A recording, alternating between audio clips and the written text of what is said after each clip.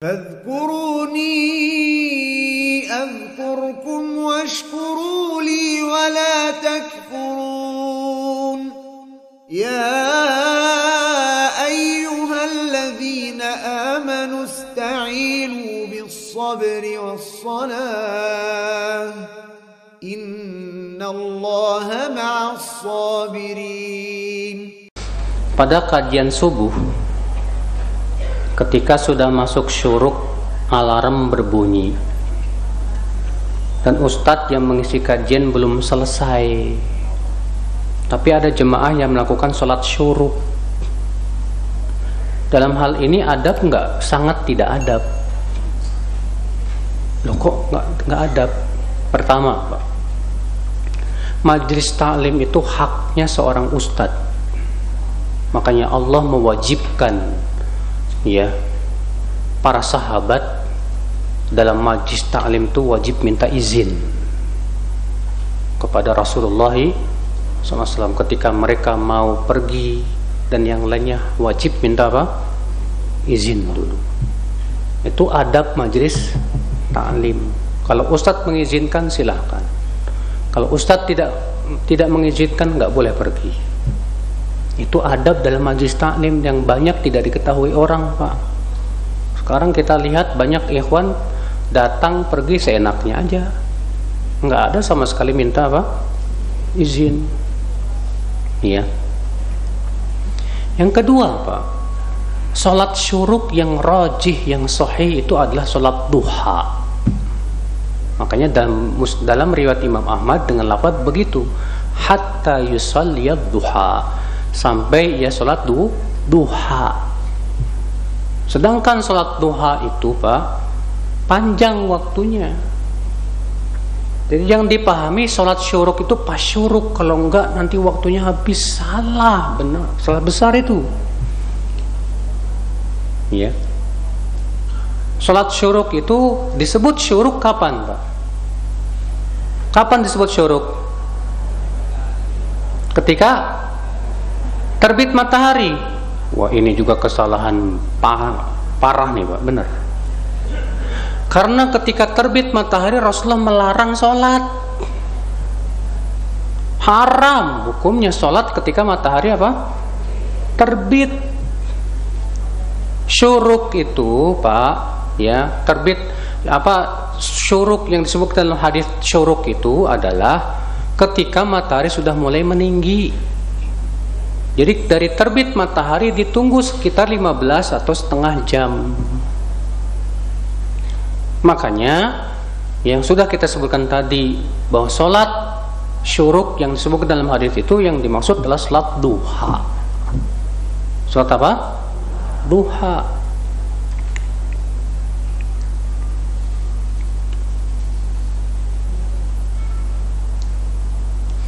Gunakan perempuan, ada sepekan lalu keponakan saya nikah siri. Saya mau tanya, nikah siri itu apa sih definisinya? Hah? Dalam nikah siri ada wali nggak untuk wanita? Ada 2 saksi nggak? Ada ijab dan qabul? Ada mahar? Cuma nggak ada KUA. Ya, sah selama terpenuhi rukun-rukun nikah. Cuma ada cumanya, Pak. Cumanya kalau tidak terdaftar di KUA, nanti yang rugi perempuannya. Ketika si suami menzolimi dia, kemana dia akan mengadu? Kemana dia akan mengajukan perceraian? Kemana dia akan khulu? Ya, yang akan banyak ruginya nanti si perempuan, Pak. Mending kalau suaminya bertanggung jawab. Nah, kalau ada sebagian laki-laki nikah lagi itu cuma sebatas apa? Seneng-seneng doang. Setelah bosan ya udah tinggalin. Ya. Nah, begitu.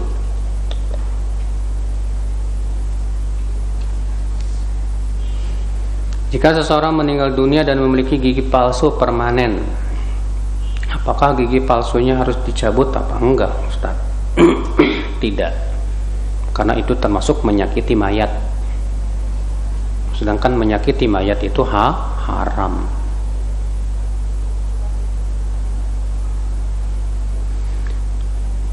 Tentang sunnahnya berwudu sebelum tidur malam, apakah harus diulang terus wudunya setiap kali buang air kecil? Kasihan amat. Susah sekali kalau begitu, Pak. Kalau misalnya perutnya error, setiap 10 menit kentut, prot, balik lagi,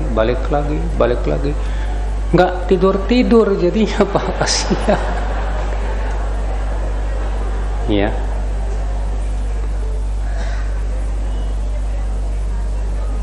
Iya.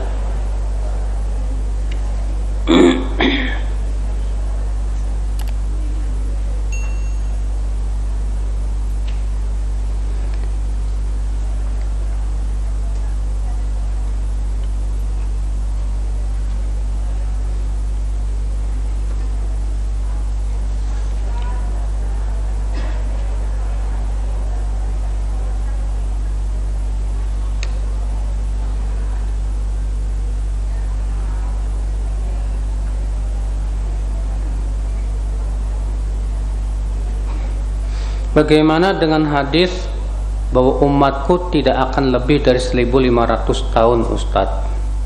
Hadisnya palsu.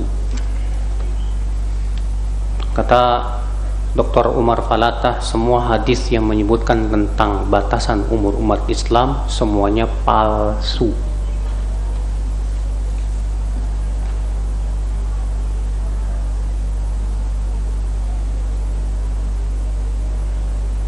Saya ketika ada kajian rutin berusaha untuk bisa libur kerja biar bisa datang kajian, namun mendekati hari kajian terkadang ada teman yang menghubungi saya untuk bekerja menggantikan jadwal kerja teman saya dengan alasan teman saya tidak bisa bekerja karena sedang sakit atau ada keluarga yang sakit dan uzur lainnya. Di sini saya sangat butuh kajian, Ustaz, karena 1 minggu nggak kajian offline rasanya putur melanda. Mana yang lebih saya pilih, Ustaz? Kajian offline atau membantu teman yang membutuhkan? Bisa nggak antum minta ke panitia nanti rekamannya untuk hari tersebut supaya tidak tertinggal? Kalau masih bisa, lakukan itu. Iya, untuk membantu teman kamu yang sedang membutuhkan itu. Iya, karena dahulu para sahabat begitu, Pak, saling bergantian. Kata Umar, kuntu ana wajarun li natanawab. Ya, indan nuzul fin nuzul inda Rasulillah kama qala. Dahulu aku sama tetanggaku saling bergantian untuk menuntut ilmu kepada Rasulullah SAW. 1 hari aku, 1 hari tetanggaku. Ya. Kalau harinya aku pergi menuntut ilmu, tetanggaku cari nafkah. Kalau harinya dia pergi menuntut ilmu, aku cari nafkah. Nah, di sore harinya dia pulang membawa ilmu dan memberitahukan kepadaku ilmu apa saja yang sudah dia dapatkan dari Rasulullah sallallahu alaihi wasallam. Ya.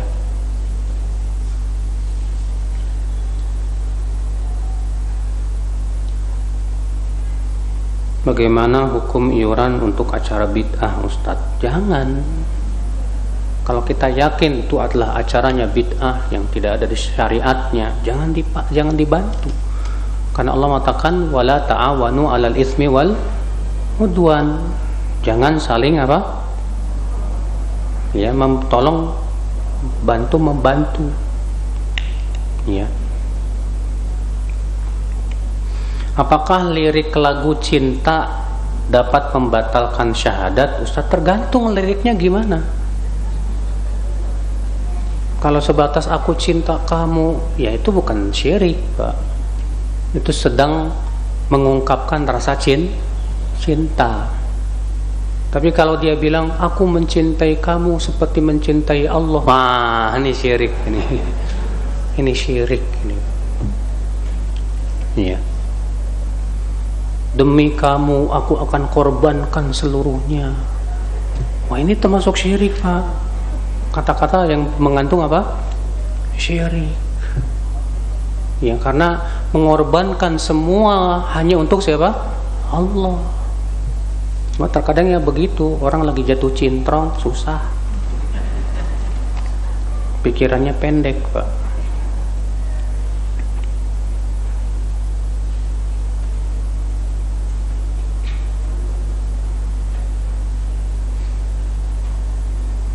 Tentang kabar di YouTube ada mantan pengikut satanik, ada Lucifer. Menurut mereka Lucifer itu malaikat kegelapan yang dikeluarkan dari surga, yang paling kuat setan. Bagaimana dalam pandangan Islam? Siapapun yang berbicara tentang masalah gaib wajib bawa dalil, karena tidak ada yang mengetahui yang gaib kecuali siapa? Allah. Masalah gaib tidak boleh hanya pada rekaan dan dugaan. Allah sudah mengabarkan dalam Al-Quran tentang kisah Adam dan Iblis. Adam dan apa? Dan Iblis. Iya. Bahwasanya Iblis itu siapa? Tadinya dia termasuk malaikat. Walaupun dari jenis, bukan jenis malaikat, tapi dari jenis jin. Tapi sebelum diciptakan Adam, dia termasuk orang-orang yang diberikan oleh Allah kelebihan. Ya. Ketika Allah ciptakan Adam, Allah lebihkan Nabi Adam dengan ilmu, tampaklah sifat iblis sebenarnya. Muncul rasa dengki kepada siapa? Adam. Ketika Allah suruh semua malaikat termasuk iblis untuk sujud, iblis pun menampakkan kedengkiannya dan berkata, khalaqtani min nar wa khalaqtahu min tin. Aku enggak mau sujud ya Allah, karena engkau ciptakan aku dari api, sedangkan engkau ciptakan Adam dari tanah. Api lebih baik dari tanah, harusnya dia yang sujud sama aku. Maka kemudian iblis pun terkena laknat Allah Azza wa Jalla. Karena dalam kamus iblis nggak ada istilah taubat. Sedangkan Nabi Adam berbuat dosa juga, Pak. Tapi Nabi Adam apa? Bertaubat. Nah, itu sejarah iblis yang disebutkan dalam Al-Quran dan hadis. Ya. Cuma yang lucunya, kok suka ya nonton kayak ginian gitu loh, Mas. Kayak ginian ngapain ditonton, ya Allah ya Rabbi. Ini bisa merusak keimanan kamu. Mendingan kamu pelajari Al-Quran, hadis, kitab ulama yang udah jelas. Masa ngikutin pengikut satanik? La ilaha illallah. Ya. Kita ini, Pak, hati kita ini harus dijaga loh, Mas. Hati kita ini kayak bejana. Jangan jadikan hati kita jadi tempat sampah. Semua masuk, semua masuk, semua masuk. Akhirnya apa? Kotor pemikiran kita, kotor keyakinan kita. Setidaknya kita jadi bingung, bahkan kemudian jadi ragu. Padahal kan kita ini disuruh oleh Allah untuk menjaga hati. Agim aja suka nyanyi, jagalah hati. Ya. Jaga hati dari syubhat, dari syahwat, dari pemikiran-pemikiran yang apa? Menyesatkan dan yang lainnya. Jaga hati, bener. Jaga bener-bener, jangan dibuka. Ya, untuk mendengarkan syubhat ini, pemikiran ini. La. Ya. Kadang kita nonton drakor. Ya. Wah, ibu-ibu. Rata-rata yang seneng drakor tuh ibu-ibu, Mas. Ya, sama akhwat-akhwat. Soalnya kenapa? Bintang filmnya ganteng-ganteng, Mas. Ya. Ngeri. Ini kan bisa mengotori hati loh mas. Mengotori apa? Ibu, coba dengarkan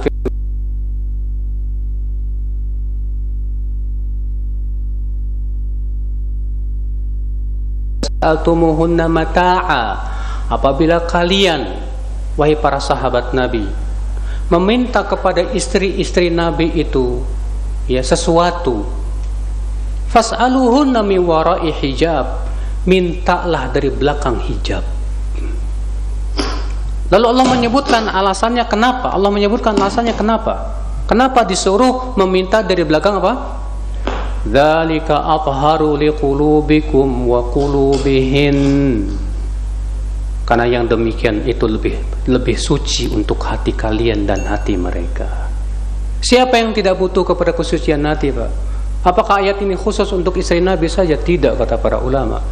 Karena semua wanita mukminah dan laki-laki mukminin sangat membutuhkan kesucian hati. Jangan dikotori hati dengan melihat tontonan-tontonan yang bisa merusak hati kita, Pak.